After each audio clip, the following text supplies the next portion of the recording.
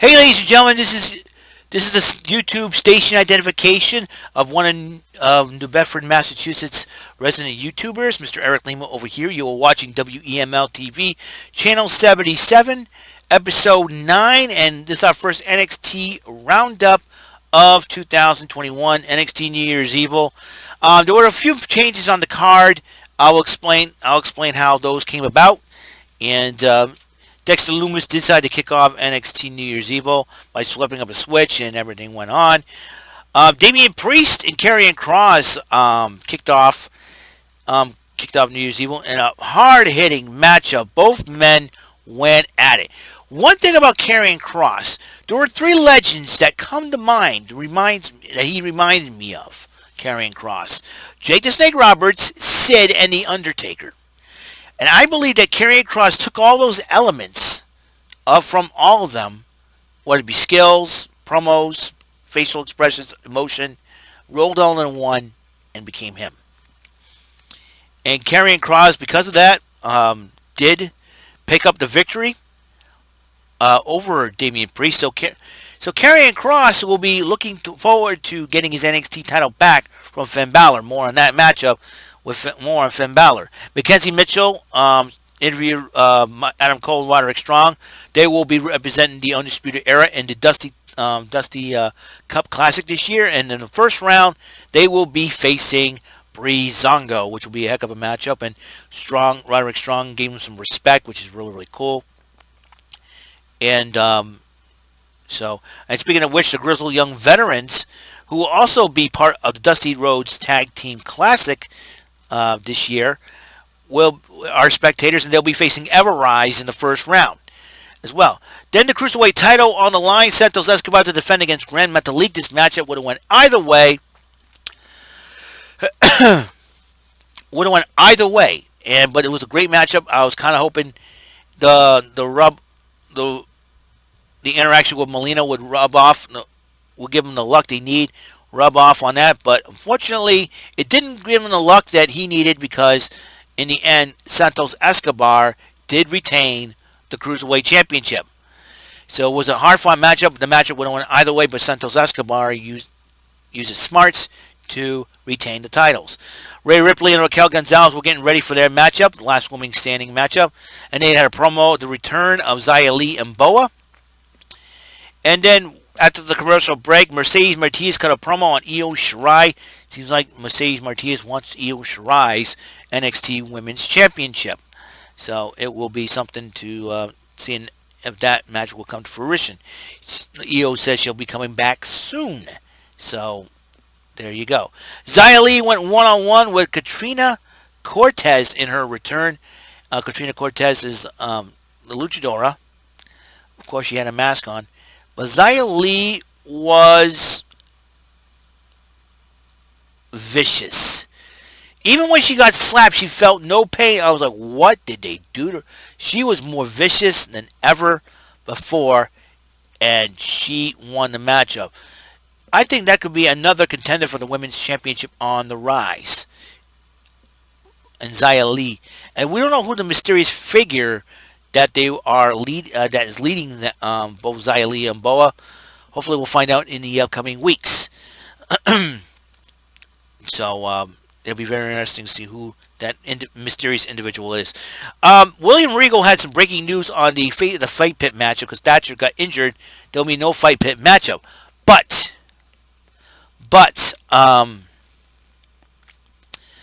however, there will be a Fight Pit match down the road between Tommaso Ciampa and Timothy Thatcher. Bronson Reed, was interviewed by Mackenzie Mitchell, and he was talking about the last woman standing matchup, and he said that he believes that Rhea Ripley will win. Last woman standing matchup, it was a brawl for the ages. Both ladies went back and forth. Dakota Kai got herself involved, but for her trouble, she got locked up in one of those small lockers. How did she fit in that small locker? I was like, somebody. I hope she's okay from that. So she got the Screech Powers treatment, shall we say. If you watch Saved by the Bell, Screech is always getting himself stuff in the locker. Whatever. I think it was a cool idea to keep her out of things. So, but in the end, Raquel Gonzalez and Rhea Ripley fell to a table. But Raquel Gonzalez was the first one to her feet, and And so that would be so that was a heck of a matchup. But Gonzalez did pick up the victory by 9 7/8. This was only 1/8 close of making it a draw, but Gonzalez did survive that. The way they decided to do their parade celebration, they got a police escort, and they had a car driven by Austin Theory and Indie Wrestling Hartwell pulled into the arena. CWC, they were walking out there, they were strutting. You know, Johnny Gargano mentioned the curse of the Bambino, curse of the Billy Goat, which curses were both broken before Johnny Gargano broke his, and then somebody made a picture of the four of them like superheroes, and it was really cool. And then Shotzi Blackheart came out with her tank.